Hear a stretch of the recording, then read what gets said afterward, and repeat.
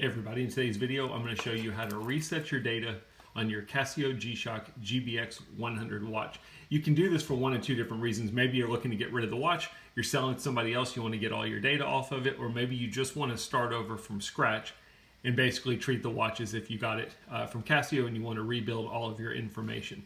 It's really pretty simple. You're going to simply press and hold the top left button, which is your display button. This is something that some watches you don't have to worry about. Because this watch has a connection to your phone, it has your personal data on it. I would recommend doing this, especially if you're getting rid of the watch. Pressing and holding the display button is going to take you into your settings screen. Once you're in your settings screen, we're going to simply press the up button one time. You could have used the down button, but when you press up, it's going to take you to the bottom of your list. The option that we're looking for is the second to the last option, which is Reset All.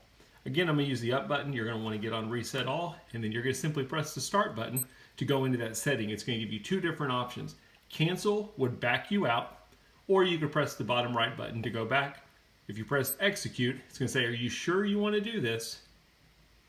We're going to press the start button, and the watch is basically going to wipe out all of its information, and you're going to be starting over from scratch. We'll give you a couple of seconds to look at it. We'll see what it does. And you can see everything has been reset. It's back to 12 o'clock on January 1st. Now we're ready to start with the watch from scratch. Just to check, we can press and hold the display button. And we'll just go down to our profile information.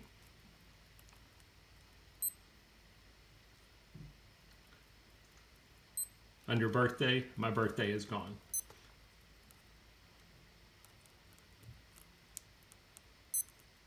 Let's look at height. You can see it's back to the factory default from Casio. Pretty simple stuff.